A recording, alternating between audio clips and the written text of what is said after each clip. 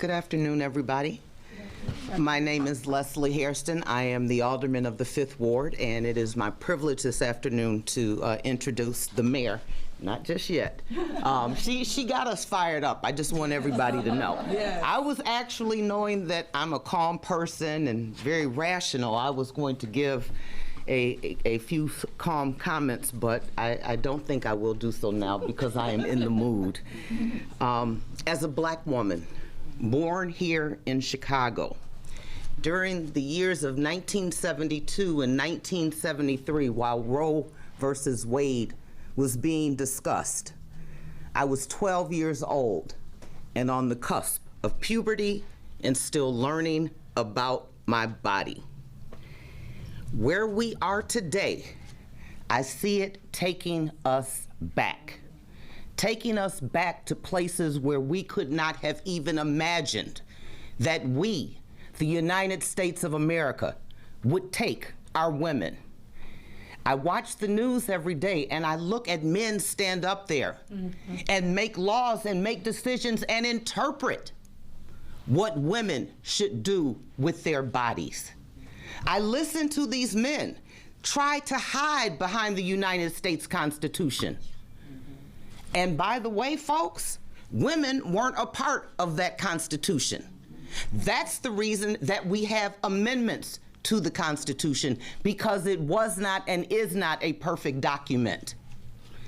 What the Supreme Court plans to do now is reprehensible. And we as women, not just here in the city of Chicago, but throughout the state of Illinois and throughout the rest of this country, will fight. Understand, we'll fight in a way that you have never seen before. We will organize in ways that you have never seen before. And men, we will vote in ways that you have never been before. And leading us in that fight is our wonderful mayor, Mayor Lori Lightfoot, who's gonna outline some of the things that we're gonna do and really talk about how we're gonna protect the citizens of Chicago. It's my pleasure to introduce Mayor Lori Lightfoot.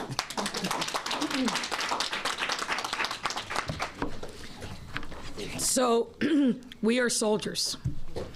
We are soldiers prepared to fight. And I think Alderwoman Hairston's words were completely appropriate.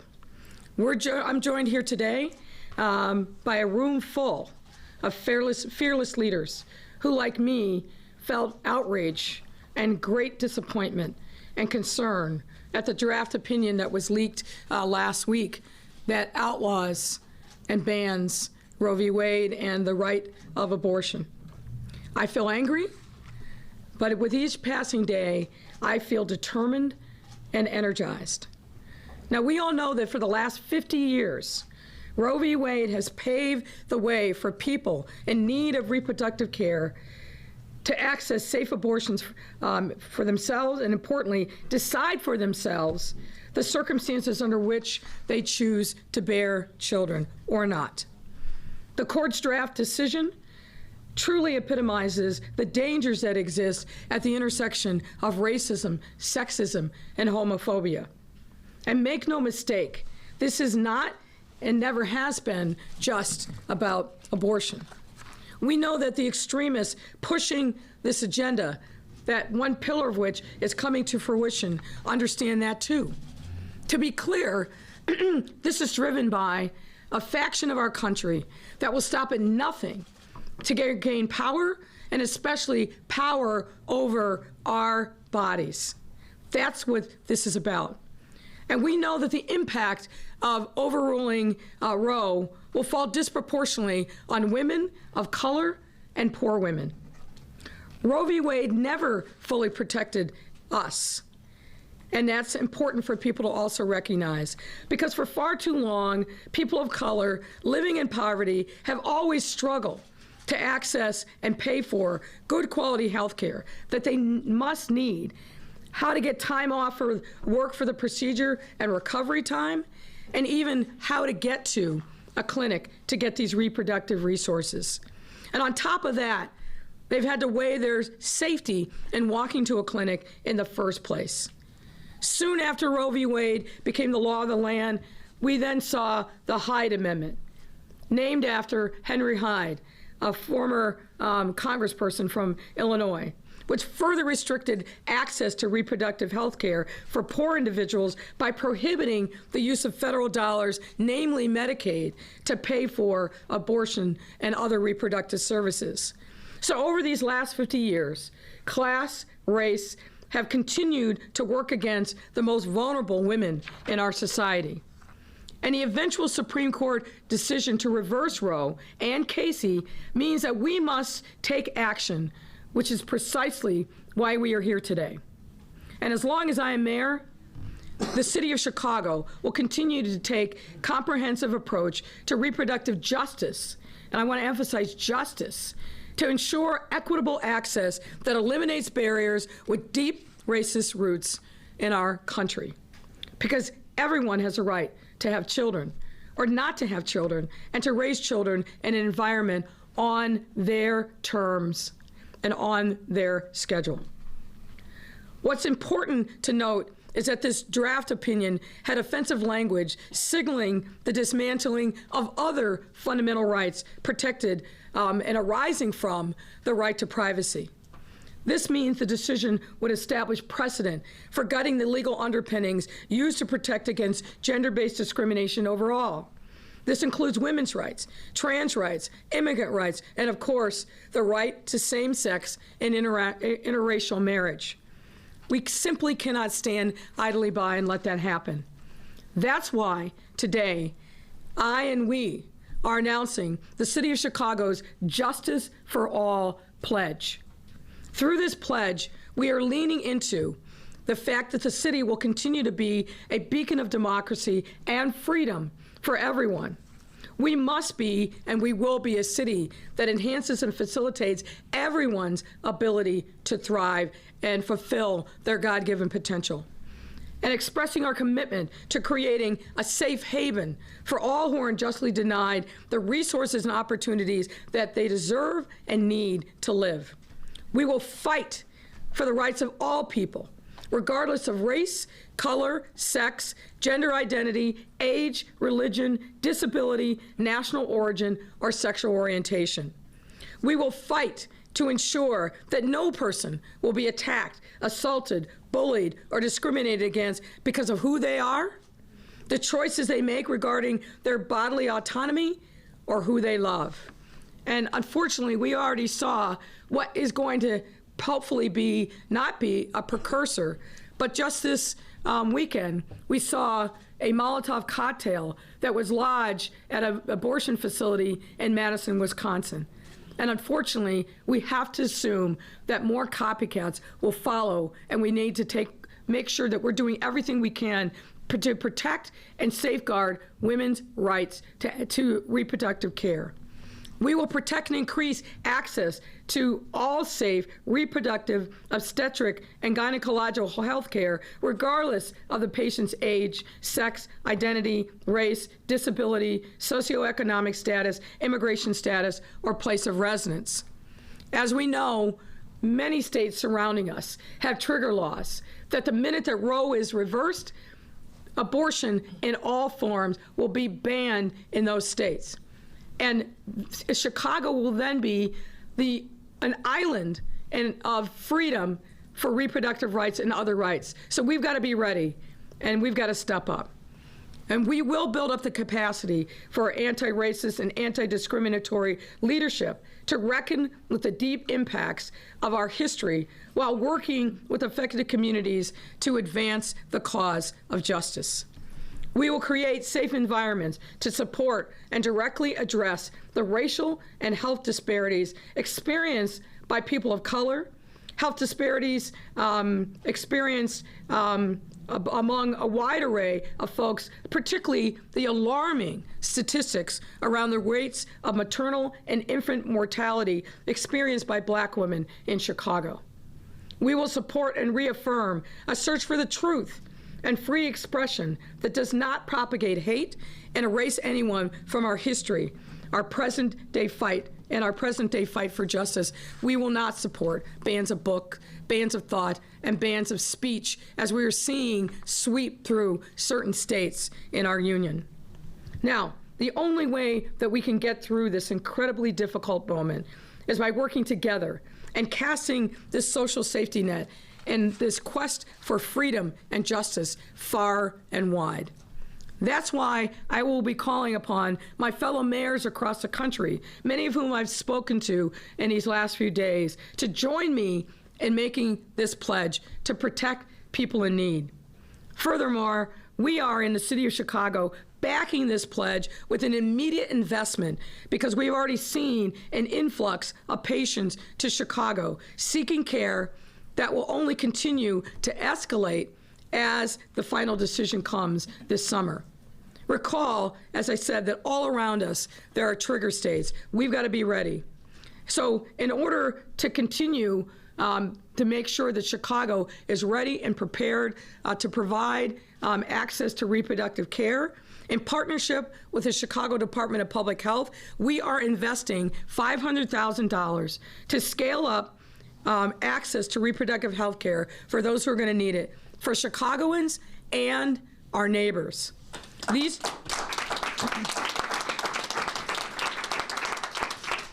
dollars will go to support transportation, lodging, follow-up care, and if necessary, the safe and legal procedure of abortion.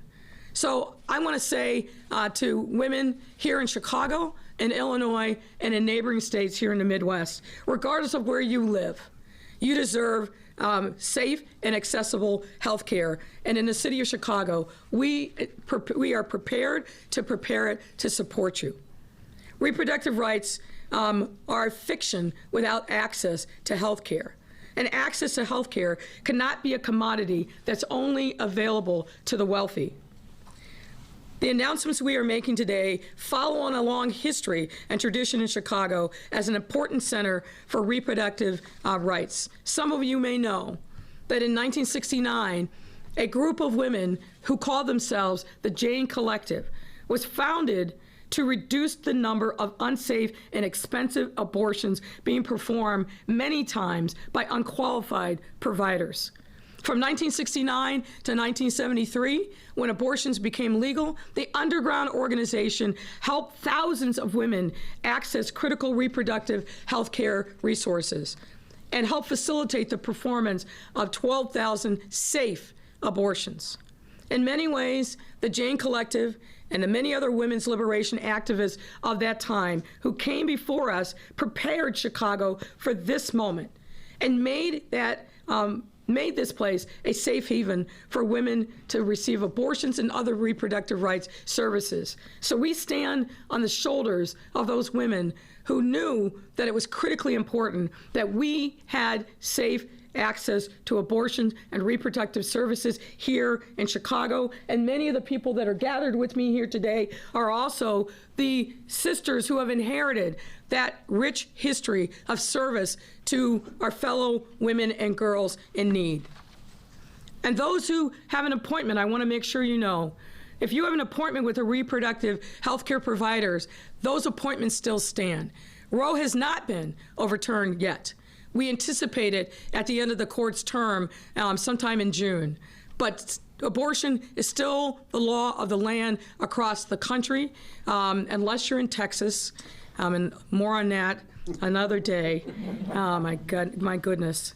But I just want to say to you, we stand with you here in the city of Chicago. We want to make sure that we are doing everything that we can.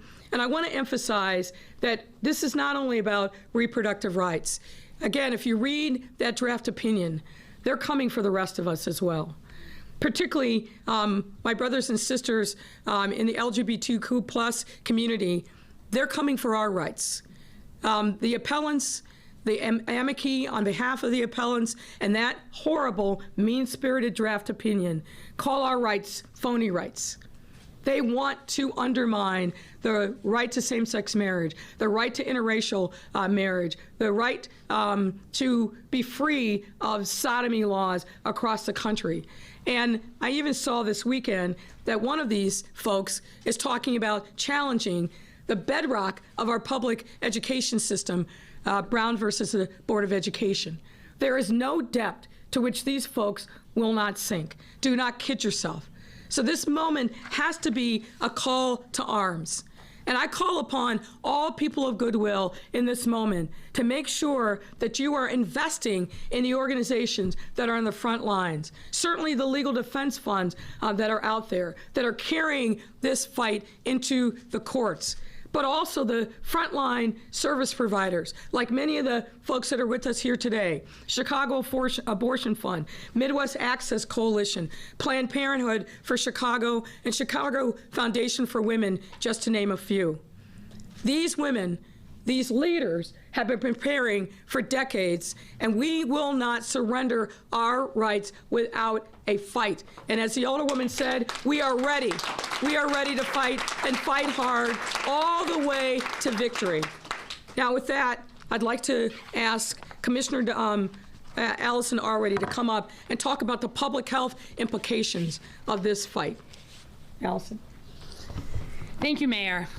The Chicago Department of Public Health is proud to be newly investing $500,000 as part of our maternal and reproductive health portfolio to help support patients who need access to reproductive health care, including abortions, whether they live in Chicago or whether they may need to travel to Chicago even more in the future. As a department, we believe in access, education, and empowering people's choices. A lot of our maternal and child health existing work focuses on this. Our Family Connects program, for example, which follows up with new parents right now in 4 Chicago hospitals, but we are expanding to all Chicago obstetric hospitals over the next year. A nurse follows up with that new family, supporting the parents, but also assessing their future pregnancy intentions via a patient-centered approach, providing birth control education and counseling based on that individual's choice. We also fund the CHAT program, Chicago Healthy Adolescents and Teens. And the CHAT program is the city's school-based sexual health education and sexually transmitted infection screening program for adolescents aged 13 to 24. Through a delegate agency, and we're proud that Planned Parenthood of Illinois is our delegate, students are offered sexual health education, confidential urine screening for chlamydia or gonorrhea, private one-on-one meetings with health educators, and linkages to a comprehensive range of reproductive health services. Last year alone, we served more than 8,000 students, and we know the majority of teen pregnancies are unintended. This highlights the important access of reproductive health care and education, because make no mistake, access to abortion is a health care issue. As a doctor, I feel very strongly about guaranteeing access to safe abortion care. Prior to legalization, we saw thousands of women showing up in emergency departments with botched abortions and threats to their own health. We can't go back there. And I have seen as a doctor firsthand that people who need abortions get them for a lot of different reasons. It is a decision that needs to be made between a pregnant person and their healthcare provider. None of those reasons are anyone else's business. So when I counsel someone about their health, or when the Chicago Department of Public Health is providing education, it is imperative that we provide medically accurate, honest, and unbiased information about their options, and that we work to, along with that education, provide access. So this is a time of great concern, but I am proud to be in a city that is making, to my knowledge, the largest investment to date that a city has made in continuing to make sure these kinds of services are available. And with that, I will bring up Melissa Conyers-Irvin, the city treasurer. Good afternoon. Good afternoon. I certainly want to thank our mayor for convening us on this afternoon. I think about this. It's not even an initiative. This is a movement. The Justice for All, creating a safe and equitable city for all Chicagoans, and even those, as the mayor said, that will travel to our city for care. Really, when we heard about this leak, we were shocked. I think we all were devastated to really hear about a law that was changed 50 years ago to be overturned now. And, you know, usually I'm like all smiles and everything. I have to tell you, I was thinking about something as I was sitting down here and Dr. Alwoody was talking, I have to admit. I'm a mother of a small child, and I'm married. But I'll tell you, sometimes I look around the room and it's just my daughter and I.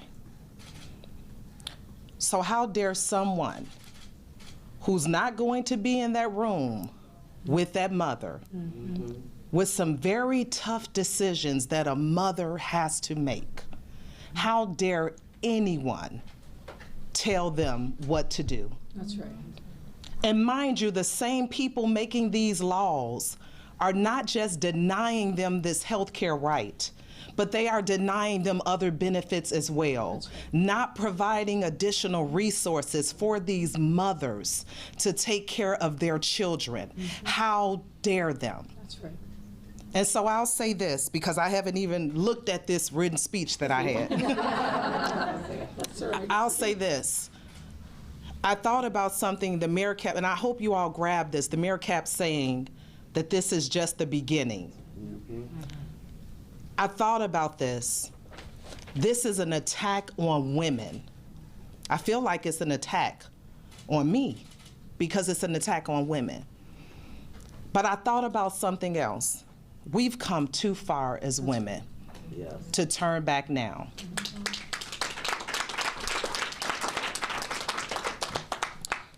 You know, the Supreme Court is changing. We're so happy we had Honorable Ketanji Brown Jackson appointed to the Supreme Court. That's exciting. Today it doesn't feel as exciting, does it? But it is exciting. And there will be more to come, and here's why. Because we as women, and please let this announcement be made, we will not be quiet. Right? We will not sit still. No. And please know that if the people we have in place will not make decisions on our behalf, we will put people in place that will do such a thing.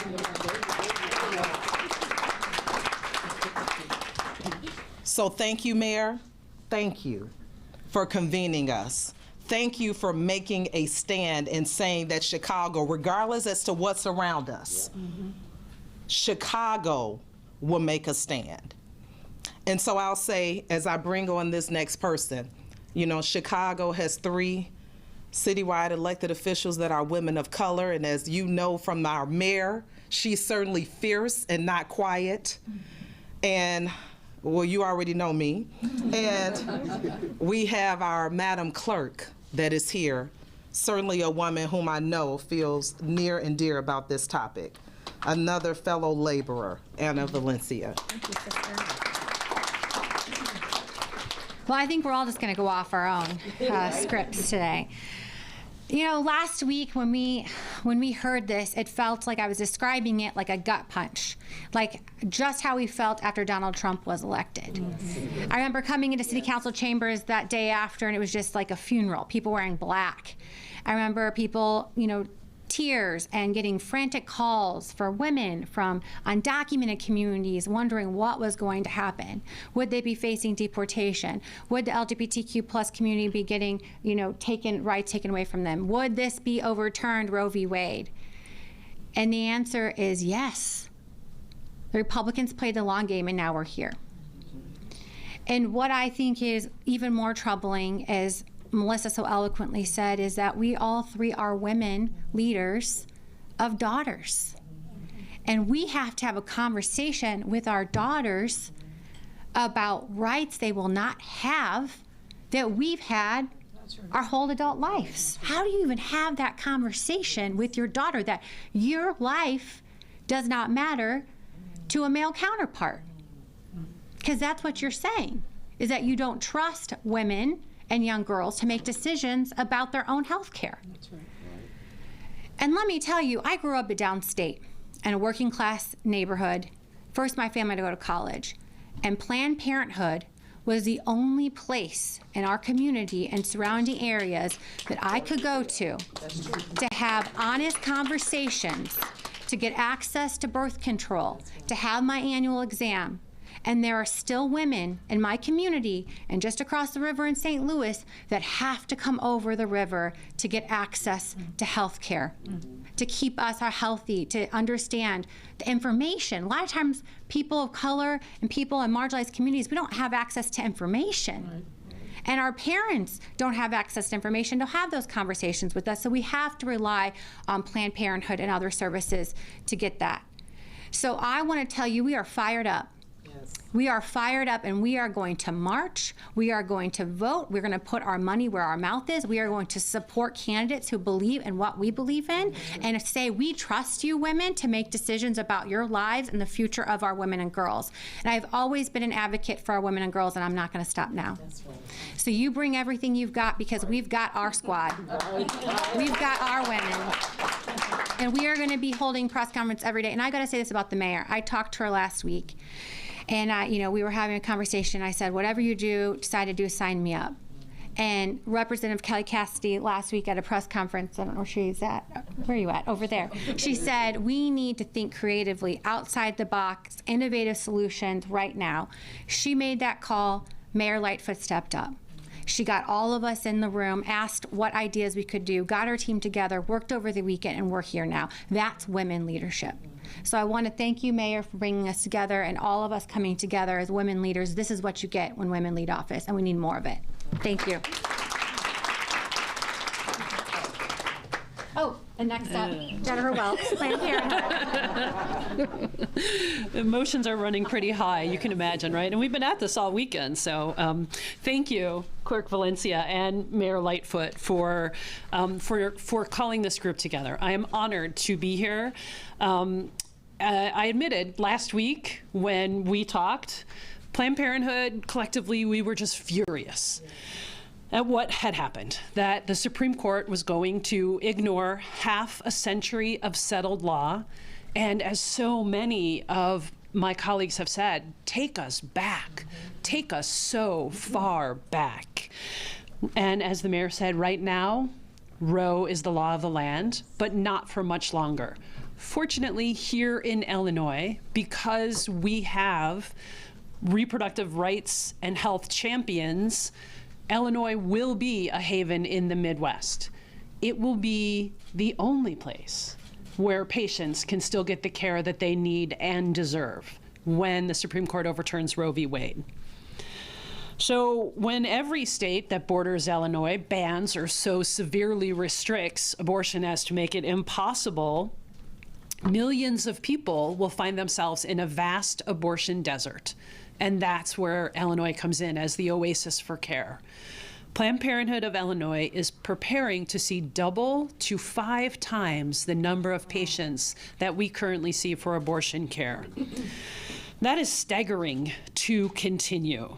And at the same time, we have a deep commitment to our existing patients, people who come to us for family planning, every form of legal birth control, STI testing and treatment, HIV prevention, gender-affirming hormone therapy. We will still see all of those patients for their family planning needs.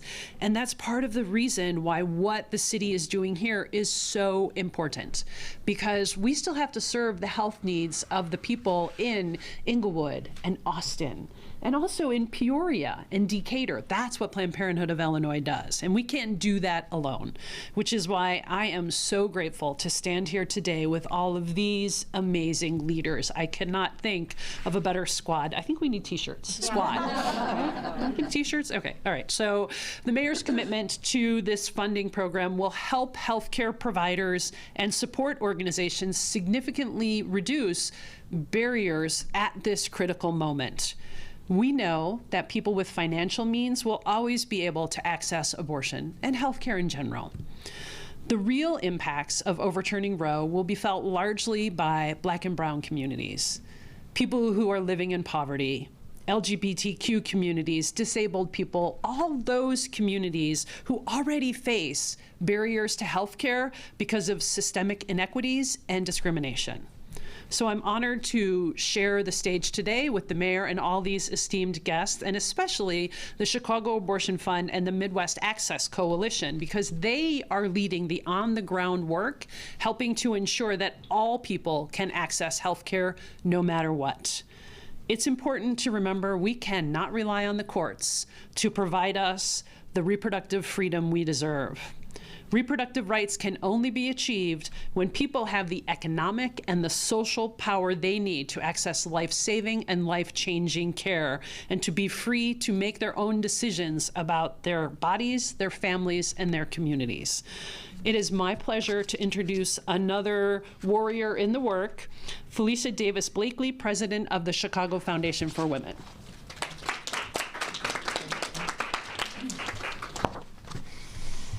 Thank you, Mayor Lightfoot, for inviting me today. It really gives me hope to stand with so many champions for women's health, including Mayor Lightfoot, City Treasurer Melissa Conyer Irving, City Clerk Anna Valencia, Alderwoman Hairston, Dr. Arwady, and Jennifer Welch, as well as Jackie Kaplan Perkins, chair of the Women's Advisory Council, and two of Chicago Foundation for Women's grantees, including the Chicago Abortion Fund, as well as Midwest Access Coalition. And Representative Kelly Cassidy holding it down. Thank you.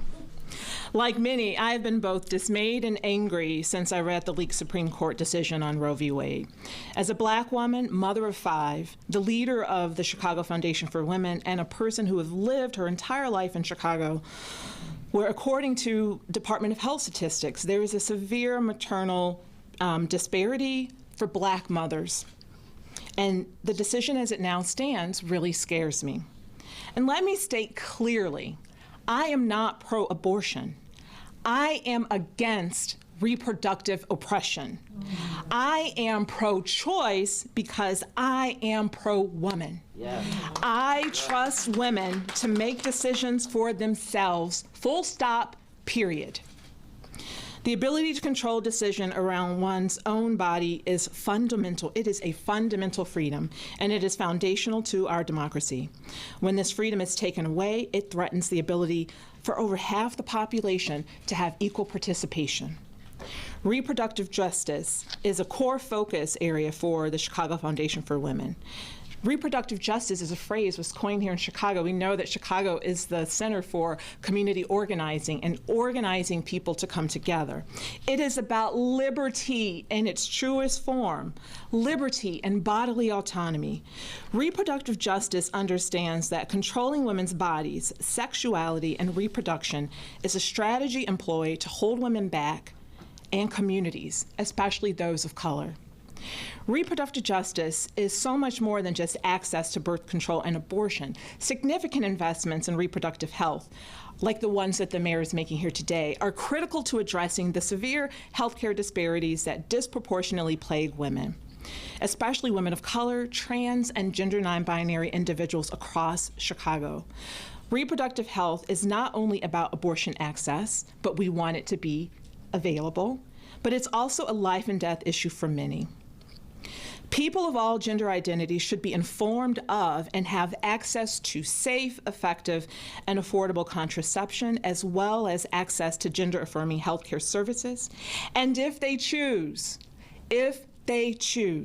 women should have the ability to go safely through pregnancy and childbirth with the best chance of having a healthy infant. At Chicago Foundation for Women, we have long understood that no conversation about the challenges to Roe should be had without also discussing the intersection of poverty, education access, racism, and the multifaceted health disparities faced by women of color today. Through informed grant making and strategic programming, things like training, convening, and capacity building, Chicago Foundation supports a network of grassroots organizers, of women of color-led nonprofits, and leaders like the ones you will hear from today to fight and to reduce racial health disparities in Chicago. Chicago. CFW is investing an additional $300,000 in organizations to foster community and strengthen the reproductive justice movement in Chicago and the region and beyond. We're investing in funds that support reproductive justice, including our Catalyst Fund. We are building the leadership, the engagement, and the power of those who experience the most significant health disparities and face the greatest barriers to reproductive freedom. We work with organizations and coalitions to dismantle systems that limit access to health care, that protect sexual and reproductive health benefits, and more. And we do all of this because we believe that our liberty and that of our posterity is at stake. We applaud Mayor Lightfoot's Justice for All pledge, doubling down on her commitments to create safe and equitable city for all. We applaud the efforts of everyone standing with the mayor here today and the grassroots organizations that fight every single day, ensuring every pregnant person has the liberty and autonomy to choose when and how many children that they would like to have. And this can only happen when we all commit to using our privilege and our voice to lift up those not always heard. And we hope that you will join us in joining this fight and fighting for what's right. And now I would like to introduce you to Cassidy Sharif of the Chicago Abortion Fund. Thank you.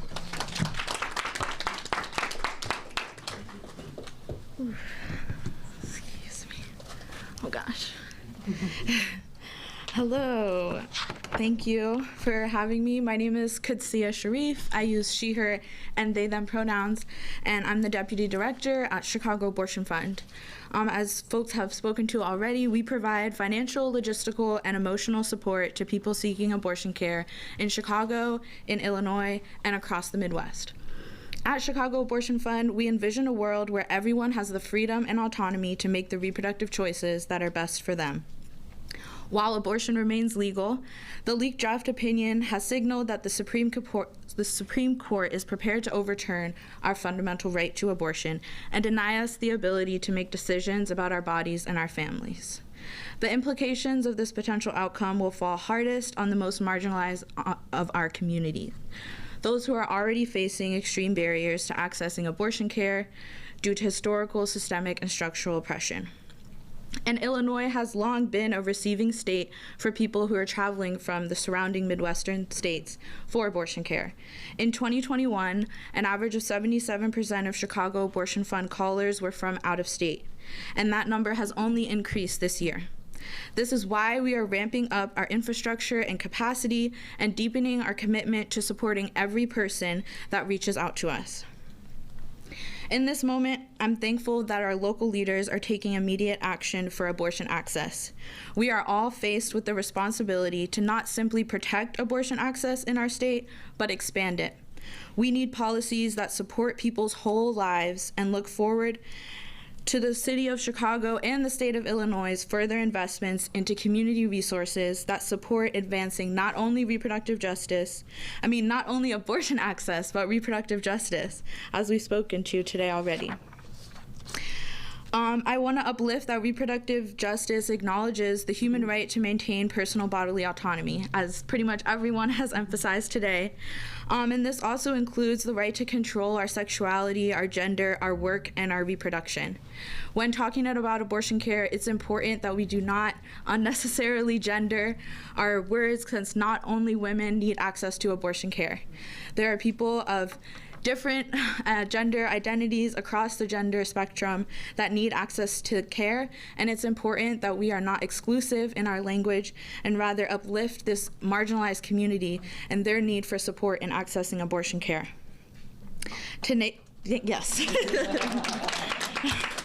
Today's announcement, which includes this investment in Chicago Abortion Fund and Midwest Access Coalition as grassroots organizations supporting people, is so much needed, and it will help Chicago Abortion Fund and other organizations like ours around the region continue to provide the much needed support and resources to folks calling us. We will continue to fight so that abortion is there for everyone who needs it, no matter who they are, where they live, how much money they make. We can all contribute to community safety by leading with empathy and compassion, by sharing credible information and resources, exposing fake clinics, also known as crisis pregnancy centers, and supporting our local abortion providers, Planned Parenthood, as well as independent providers. Everyone loves someone who's had abortions. I am pro-abortion. We can all contribute to keeping each other safe and sustaining this justice for all pledge that we've declared today by standing strong in our position that abortion care is essential. Together, we will ensure that each of us have the freedom and autonomy to create lives, families, and communities that are healthy, safe, and thriving, and where the full range of reproductive choices, including abortion, are accessible and affirmed. Thank you. Thank you, yes. And I'm excited to announce Diana Parker from Midwest Access Coalition. Thanks, Katsia. Good afternoon. Good afternoon. I'm Diana Parker Kafka, and I'm the Executive Director of Midwest Access Coalition. We provide one-on-one practical support to anyone traveling to, from, or within the entire Midwest for abortion care. Since 2015, we've built our model based on the needs of the people that reach out to us. That means every day we provide free emergency contraception, volunteer rides or ride shares for people in the Chicagoland area to and from their abortion provider. And that also means that every day we book and pay for flights, hotel rooms, meals, childcare, medicine, clothes, cell phones, whatever is needed. Our first year, we supported 30 people total, and now we're supporting 120 to 150 people a month who need holistic, practical, and emotional support. Our clients went to 69 clinics throughout the country last year, but over a third of them came to Chicago. Because of the economic and racial inequities in this country, most of the people reaching out to us are people of color, and most of them are parents. Because of a lack of living wages and universal childcare, the barriers that they work to overcome with us are immense, cruel. I want to be clear, they're very cruel, and they're going to become crueler. It cannot be overstated how much the need for our services and CAF services will grow once the protections of Roe and Casey are removed from our surrounding states. We are estimating that in this country, land of the free, 100,000 people next year will be unable to get the abortion care they need. But in the words of Miriam Kaba, hope is a discipline, and we're asking everybody to start practicing it. We are excited that the mayor will join us in that practice to build and fund the mutual aid structures for our communities and our neighbors.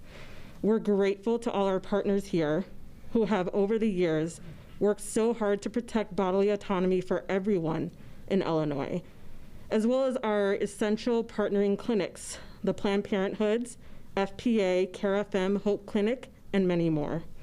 And a special thanks to my representative, Kelly Cassidy, for showing up in so many crucial spaces and moments and lifting up our work and the work of CAF. Coalitions like this get us through our darkest moments. Thank you. And now, Jackie Kaplan Perkins.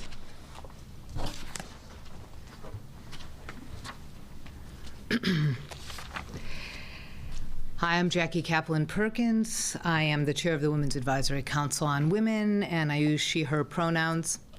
On behalf of the Women's Advisory Council, I want to applaud Mayor Lightfoot on this investment and for her commitment to making Chicago a beacon and a leader for reproductive justice.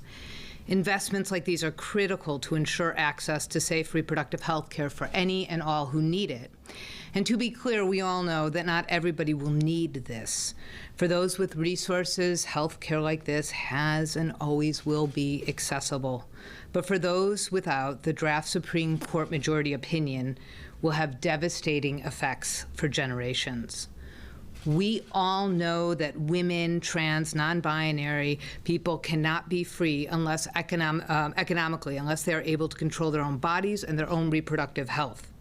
And Justice Alito and the others of the majority know that as well. This is not about health care. It's about power, and it's about dismantling the legal underpinnings of fundamental rights of historically disenfranchised communities. In addition to the Women's Advisory, the city also has advisory councils on LGBT, New Americans, veterans, and equity issues. These councils work together and stand in solidarity because we understand what impacts one impacts all. And while it may be reproductive freedoms today, we know it will likely be marriage equality tomorrow. And of course, we can only imagine it will be voter suppression for Black and brown communities before November.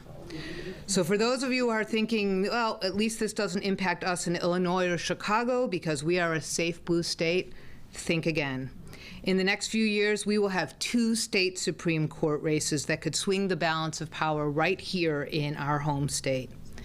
That is why we must organize, and we must elect pro-choice leaders like the ones up here on the stage with me, and support community organizations.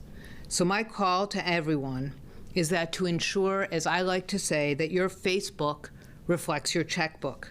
It's not enough to don a pink pussy hat or march in a parade and take a selfie or put a hashtag saying we won't go back or Black Lives Matter, because we must all join in making our own investments, just as our mayor does, just as our city does, and just as our very proud to be associated with the Chicago Foundation for Women since its beginning.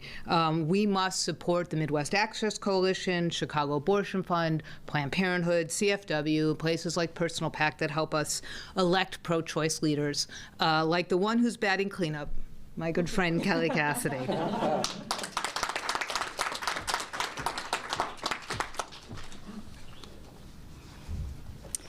Thank you so much. I am Kelly Cassidy, State Representative of the 14th District. I use she, her pronouns. This has been a week, and it's Monday. As Clerk Valencia mentioned, last week, right after this news broke, I called on my pro-choice colleagues to get creative. And just as she has done through the 30 years of our friendship, Mayor Lori Lightfoot answered that call, and I thank you, because we all have to. Making this investment to ensure access is critical. And based on what we've heard from the providers and the community organizations who are here today, it's a drop in the bucket from what the need will be. We are watching in real time as our rights are being stripped away. And I don't mean just my rights as a woman or as a member of the LGBTQ+ community. I'm talking about every single group that is not straight, cis, white, male, and Christian. We're all on the menu, y'all. We have to continue to innovate. We have to continue to challenge ourselves and each other. I am thrilled that the city of Chicago is stepping up. Cook County, it's your turn. State of Illinois, it's your turn. Yeah. I'm working on a bill with my colleagues to ensure that we create comprehensive safe haven language so that we are protecting the patients, the parents, the providers who have to come here as refugees, medical refugees from their home states. We have to be there for them. We made a very conscious decision to build a firewall around Illinois. We were one of the first states to codify marriage equality in our statutes. We passed House Bill 40, removing our trigger law. We passed the Reproductive Health Act, codifying Roe. We repealed the Parental Notice of Abortion Act. We have excellent pro-trans legislation in place in the state of Illinois. But that firewall won't hold if we lose the national elections. So we can't sleep on these rights. I'm going to keep doing what I need to do in Illinois to ensure that I'm protecting all of my people. But we all have to work together to ensure that it's not needed. I spent yesterday with my 3 sons. My 3 sons that are the result of the full spectrum of reproductive health care, from the fertility treatment that was required to bring them into this world, to the abortion that was required to save my life and preserve my fertility, to being able to deliver them according to my birth plan in a safe place with good medical care, something that we as a country should be ashamed of our maternal mortality rates. And I looked at them, my two almost 18-year-old boys who are embarking on their college exploration journey. And we talked about narrowing that college list and where they would be safe taking this next step in their adult lives. If that means they get to stay closer to home, I'm good with that. But the reality of my life as a lesbian, married to a non-binary person, with 3 children who are adopted by their other mom, I described my life as a Jenga game. And I'm watching it crash in real time. Not in Chicago, not in Illinois, not on our watch. I want each and every person who is listening to be like Mayor Lori Lightfoot. Get creative and put your money where your mouth is, put your body where your mouth is. I love Jackie's line, make it match your Facebook. We got work to do, people. Thank you. Oh, by the way, tell Geneva Auntie's got her. I believe I'm bringing the mayor back. Yeah. Well, let me also acknowledge Alderwoman Sophia King, who's joined us today, and I know has been a long-time champion of women's rights, of making sure that we eliminate hate and discrimination in our world. So thank you so much, Alderwoman King. I also want to acknowledge Commissioner Rachel Arfa, who is our Commissioner of the Mayor's Office of People with Disabilities, and who has been an incredible contributor to our internal and external discussions about making sure that equality also includes the disability rights community. This is a lot of powerful testimony here today, and I hope the message has gone out loud and clear. We are ready, and we are ready to fight. We are ready to organize, and we are ready to do whatever it takes, because we will not stand idly by, watch our rights disappear like smoke, and have people treat us as if we don't matter, as if our lived experience is irrelevant simply because they have a different point of view. And somebody raised this point. Isn't it amazing that most of the people who are talking about these things, talking about eliminating Roe and doing it with glee, talking about the next wave, are all white men? Not on our watch. We're not having it. As I said at the outset, we're an army, and we are determined, and we are ready to fight. Thanks a lot, Mayor. Members of the media, Alejandra and I will bring down the mic to you. On-topic questions first. We'll start off with Michael Romaine from the Austin Weekly. Thanks. Hey, Mayor, you said you'd, thanks, that you'd open up, you call on fellow mayors across the country to support the pledge. Does that also include suburban mayors Oh, yes. beyond Chicago, Of and course. alder people and County President Preckwinkle and other leaders in government? Yeah, I mean, obviously, I'm not surprisingly, as a mayor, focused on other mayors, and whether it's mayors of color or women mayors, we've all been talking about this and been part of a national conversation since the draft opinion. But I think all people of goodwill, who say that they care about equity, they care about inclusion, they want to make sure that our recovery from this pandemic writ large, not just the economic recovery, but the shredding of our social safety net. If you care about those things, this is your moment to stand tall. And elected officials, I think, of all stripes, all across the country, are reckoning with this moment and standing up. And we've got to be prepared to fight at all levels of government. Because what I also worry about, and Representative Cassidy, I think, said this well, if we lose control of the House and the Senate, there will be federal legislation that is floated and, God forbid, passed to ban abortion of all types at the federal level. So while they pretend that this is a states' rights issue, they're going to absolutely be trying something at the federal level. And the next time, it's not going to just be reproductive rights. The next time it's also going to be the rights for people in the LGBTQ plus community. And as I said, I was horrified to see a tweet from one of these Republican governors in the South saying, on to fight Brown v. Board of Education. They want a culture war, but they are messing with the wrong people. And this is our call to action. I neglected to also acknowledge Nancy Andrade, who's also here, our Commissioner of the Human Rights Commission. Leah Hope, ABC 7.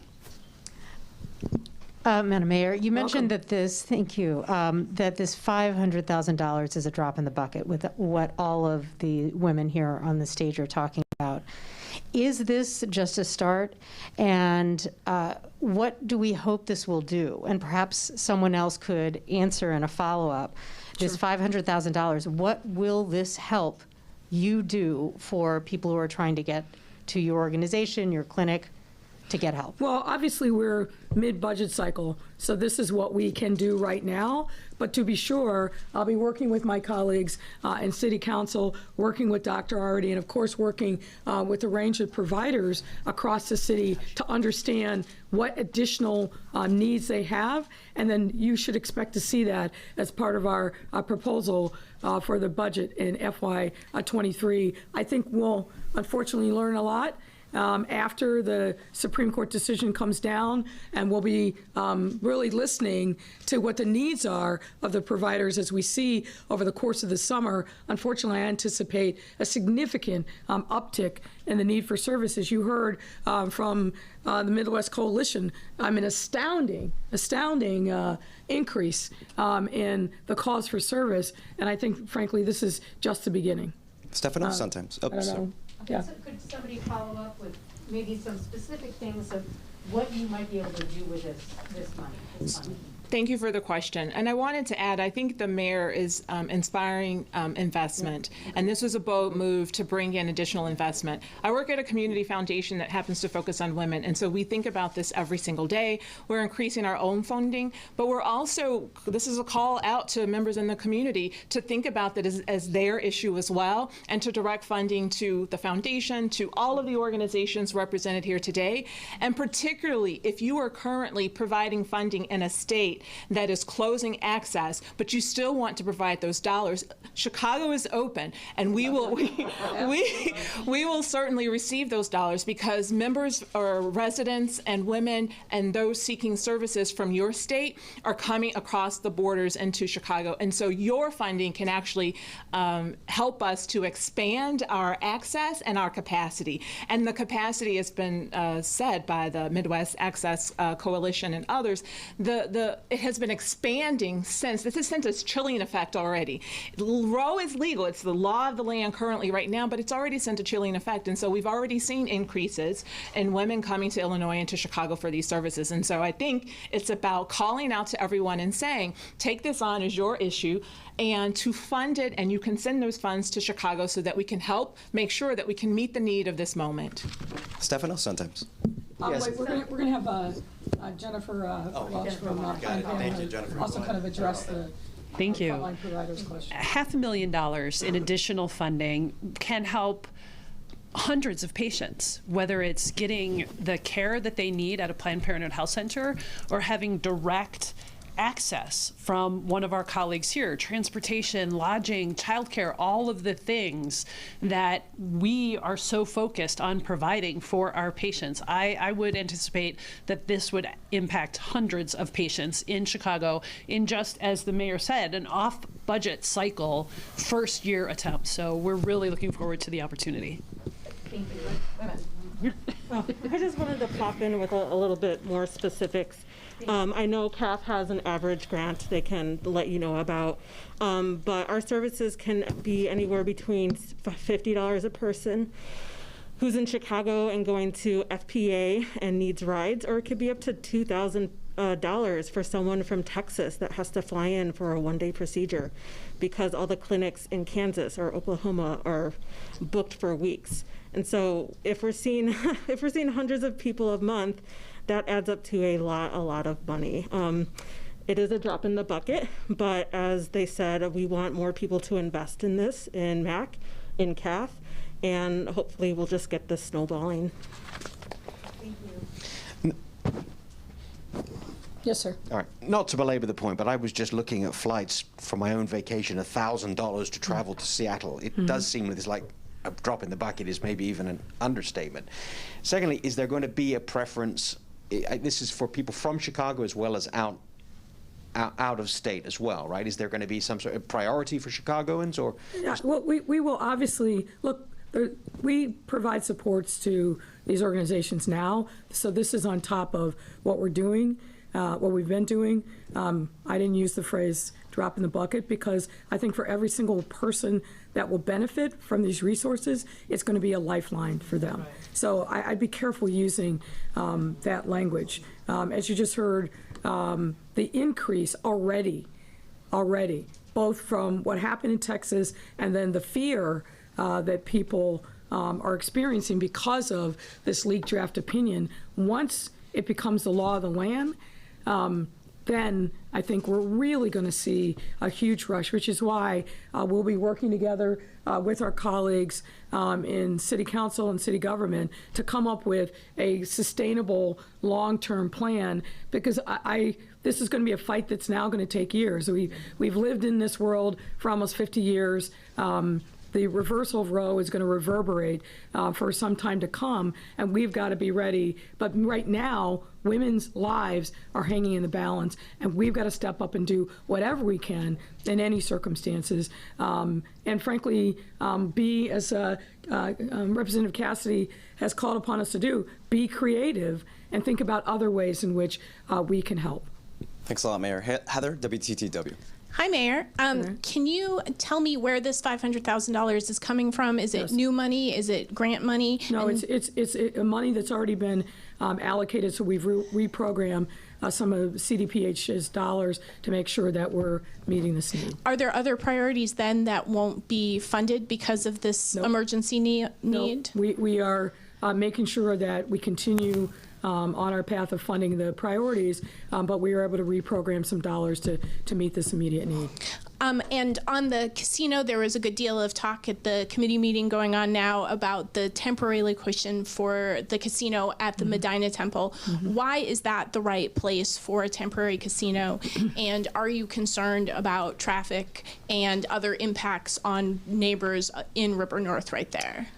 Well, really, the question in the first instance ought to go to Bally, because they choose ultimately where the temporary casino goes, and this is going to be a contractual relationship between them and the third party. A number of different options, my understanding is, were evaluated, and they arrived at the decision to go with Medina Temple. Look, we will do everything that we can to help support that, whether it's working with them on traffic issues, which we already started that work, and I think CDOT talked about that this morning, or any other things that might occur. And a couple things I think that are important to note. Number one, I believe that Bally's has made a commitment of $5 million to safety around the site of the temporary casino. In addition to that, we will be supporting that using our community benefit dollars to also support safety and other issues around the casino. So again, in the first instance, it's Bally's choice. They have to go where they believe that they're going to be able to maximize revenues. We've evaluated it, and we'll support it. And from Marianne Ahern, I have a question for Clerk Valencia. She's not here now. Oh, she dropped. Yeah. She ducked out. Okay, thanks. To Kate from NBC. Well, that was my question, so I actually have, thank you for that. Great minds. Great minds. But I do have a question from one of my other colleagues, actually, from Chris Hush. He wants to know, can you respond to accusations that the city is targeting Arab American-owned gas stations, forcing them to shut down every time there's a violent offense on their property? Well, that's false. Pure and simple, it's false. Obviously, what our expectation is all business owners across our city are going to work to make sure that they mitigate against any violent activities that are taking place on their properties. But to say that we're targeting, frankly, I take pretty great offense at that. We're here, I mean, think about the question that you just asked. Think about what's written on these words, which is where we are affirming our role as a city that's a safe haven that doesn't discriminate against anyone on the basis of any category, race and religious affiliation being one of them. So for you to ask that question in the context of this environment and what we've just affirmed is bizarre to me. That's probably the most polite thing I can say. We don't target, we don't discriminate, period. Thanks a lot, Mayor. Appreciate it. Have a great day, everyone. Appreciate it.